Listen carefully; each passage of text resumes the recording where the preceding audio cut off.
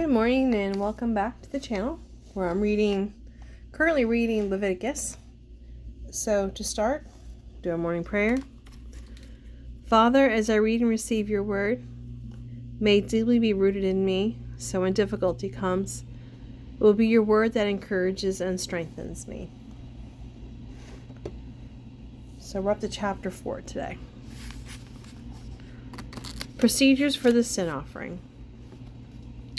Then the Lord said to Moses, "Give the Israelites the following instructions for dealing with those who sin unintentionally by doing anything forbidden by the Lord's commands. If the high priest sins, bringing guilt upon the entire community, he must bring to the Lord a young bull with no physical defects. He must present the bull to the Lord at the entrance of the tabernacle. Lay his hand on the bull's head and slaughter it there in the Lord's presence. The priest on duty will then take some of the animal's blood into the tabernacle, dip his finger into the blood, and sprinkle it 7 times before the Lord in front of the inner curtain of the most holy place. The priest will put some of the blood on the horns of the incense altar that stands in the Lord's presence in the tabernacle. The rest of the bull's blood must be poured out at the base of the altar of burnt offerings at the entrance of the tabernacle. The priest must remove all the fat around the bull's internal organs, the 2 kidneys with the fat around them near the loins, and the lobe of the liver. Then he must burn them on the altar of burnt offerings, just as is done with the bull or cow sacrificed as a peace offering. With the rest of the bull, its hide, meat, head, legs, and internal organs, and dung, must be carried away to a ceremonial clean place outside the camp, the place where the ashes are thrown. He will burn it all on a wood fire in the ash heap. If the entire Israelite community does something forbidden by the Lord, and the matter escapes the community's notice, all the people will be guilty. When they discover their sin, the leaders of the community must bring a young bull for a sin offering and present it at the entrance of the tabernacle. The leader must lay their hands on the bull's head and slaughter it there before the Lord. The priest will bring some of the blood into the tabernacle, dip his finger into the blood, and sprinkle it 7 times before the Lord in front of the inner curtain. He will then put some of the blood on the horns of the incense altar that stands in the Lord's presence in the tabernacle. The rest of the blood must be poured out at the base of the altar of burnt offerings at the entrance of the tabernacle. The priest must remove all the animal's fat and burn it on the altar, following the same procedure as with the sin offering for the priest. In this way, the priest will make atonement for the people, and they will be forgiven. The priest must then take what is left of the bull outside the camp and burn it there, just as it is done with the sin offering for the high priest. This is a sin offering for the entire community of Israel. If one of Israel's leaders does something forbidden by the Lord his God, he will be guilty, even if he sinned unintentionally. When he becomes aware of his sin, he must bring as his offering a male goat with no physical defects. He is to lay his hand on the goat's head and slaughter it before the Lord at the place where burnt offerings are slaughtered. This will be his sin offering. Then the priest will dip his finger into the blood of the sin offering, put it on the horns of the altar of burnt offerings, and pour out the rest of the blood at the base of the altar. He must burn all the goat's fat on the altar, just as is done with the peace offering. In this way, the priest will make atonement for the leader's sin, and he will be forgiven. If any of the citizens of Israel do something forbidden by the Lord, they will be guilty even if they sinned unintentionally. When they become aware of their sin, they must bring as their offering a female goat with no physical defects. It will be offered for their sin. They are to lay a hand on the head of the sin offering and slaughter at the place where burnt offerings are slaughtered. The priest will then dip his finger into the blood, put the blood on the horns of the altar of burnt offerings, and pour out the rest of the blood at the base of the altar. Those who are guilty must remove all the goat's fat, just as is done with the peace offering. Then the priest will burn the fat on the altar, and it will be very pleasing to the Lord. In this way, the priest will make atonement for them, and they will be forgiven. If any of the people bring a sheep as their sin offering, it must be a female with no physical defects. They are to lay a hand on the head of the sin offering and slaughter at a place where the burnt offerings are slaughtered.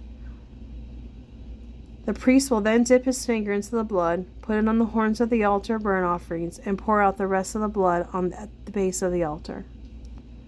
Those who are guilty must remove all the sheep's fat, just as is done with the sheep presented as a peace offering.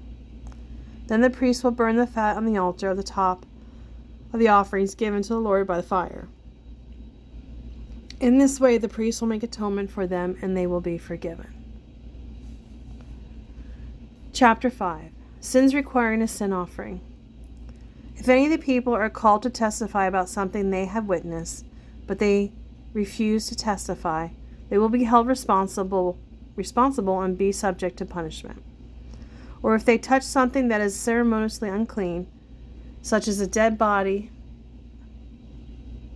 of an animal that is ceremonially unclean, whether a wild animal, a domesticated animal, or an animal that scurries along the ground, they will be considered ceremonially unclean and guilty, even if they are unaware of their defilement.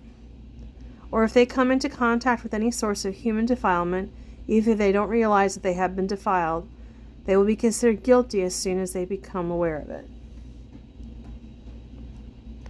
Or if they make a rash vow of any kind, whether it is purposed for good or bad, they will be considered guilty even if they were not fully aware of what they were doing at the time.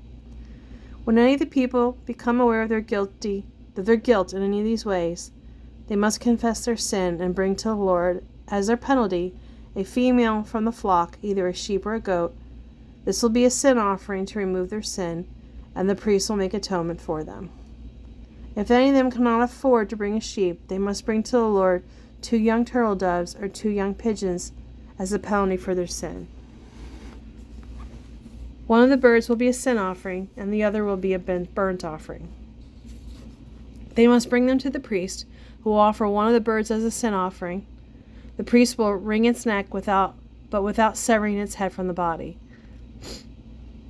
Then he will sprinkle some of the blood of the sin offering against the sides of the altar, and the rest will be drained out at the base of the altar. The priest will offer the second bird as a whole burnt offering, following all the procedures that have been prescribed. In this way, the priest will make atonement for those who are guilty, and they will be forgiven.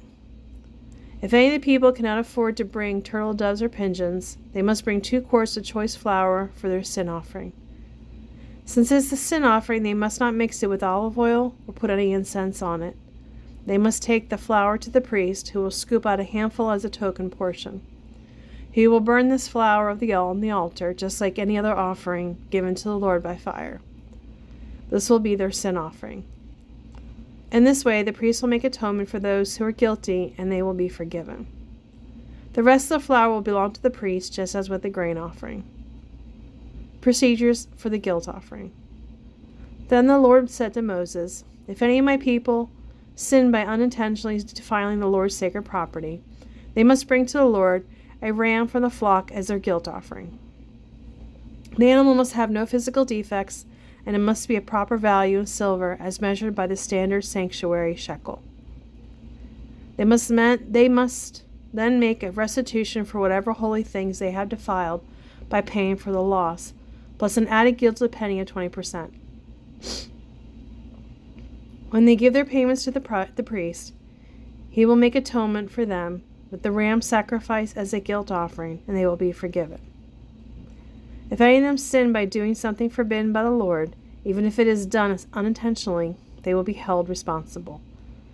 When they become aware of their guilt, they must bring to the priest a ram from the flock as a guilt offering. The animal must have no physical defects, and it must be of the proper value. In this way, the priest will make atonement for those who are guilty, and they will be forgiven. This is a guilt offering, for they have been guilty of an offense against the Lord." Well, thank you for listening today. Greatly appreciate your time and effort to come listen. I will continue with Leviticus tomorrow.